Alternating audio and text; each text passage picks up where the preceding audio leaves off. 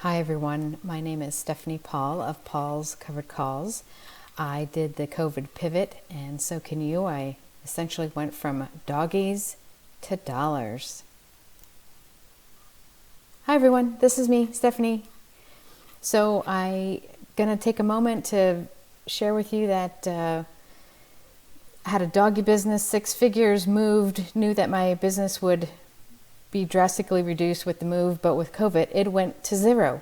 So Covered Calls is my gig. And so I just thank you very much for having me into your home and the ability to share my story, my trades, my thought processes, some nuances. And so with this one, we're going to talk a little bit about FOMO. Thank you very much. Appreciate it. So here's the all-important board of directors. And Sweet Pea and I are going to share a little bit more about FOMO with Covered Calls. And so I'm available on Twitter, Paul Called It, and paulscoveredcalls.com.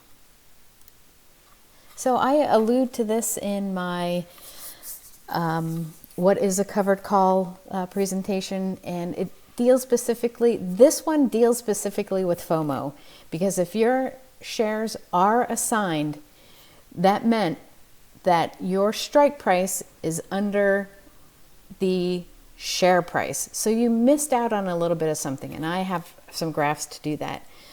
So for me, that's why I developed my happiness criteria, my goals, and I mentioned those in my persona presentation.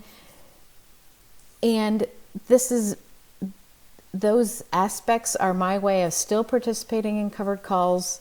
Sometimes I do suffer from FOMO, but I get over it. And so I want to just share with you some ways in which you'll experience FOMO, but also what it means in the long haul.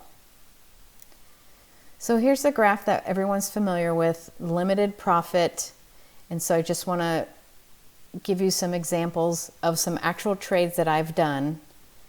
And some of them I can live with. Actually, both of them I can live with. And the FOMO was pretty drastic in the one case, but that's a stock that has extreme volatility, which you may not want to participate in. And so, a small circle, small FOMO. Here's what it actually ended up being. I had a strike price at $8.50. The stock closed on that Friday at $8.54. And so the FOMO in this case, it's a paltry $4. I more than made up the $4 with the value of the covered call and the fact that I had a purchase price under $8.50. And so I definitely covered the $4. This is a no-brainer. And my happiness criteria is 1% to 2% per week. I far exceeded that even with the $4 loss. So if $4 gets you upset, Covered Calls might not be for you. Here's another one. Stock price isn't just 4 cents. It's $3, $4, $5, $6. The FOMO, the circle is bigger, the FOMO is bigger. Let's add some dollars. And I'm going to share with you a graph that kind of depicts this pretty closely. $300. You missed out on $300. Are you clutching your pearls right now? Are you sweating on your forehead? Again, this happens, but if you have your happiness criteria and you've met that with your covered calls and whatnot, this sort of FOMO, brush it off. FOMO or no FOMO? You ready? You ready for it? Look at this. This is crazy FOMO. And just an FYI, I have this in a separate presentation called NKLA Laddering and Layering. This is something that I actually did. So I had I bought 500 shares. I had 4 covered calls here at a value of 101.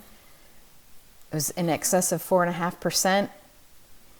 I more than exceeded my happiness criteria.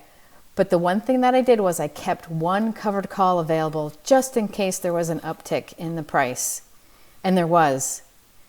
And instead of laddering and going up maybe to a strike price of 23 or 24, I just did an extra layer at 22.50, and that covered call was worth $250, 11%. So for me, I am happy. Far exceeded everything.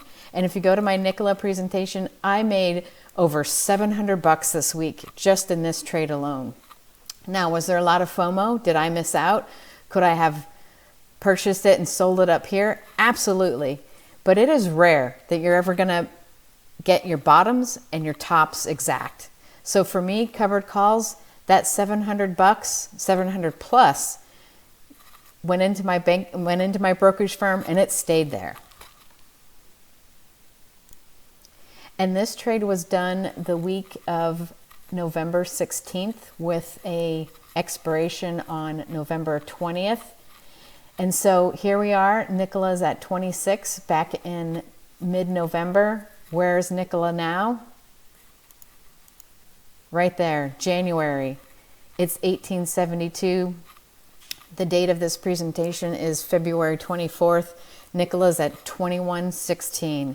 So the fact that I got in and got out, I'm happy with that.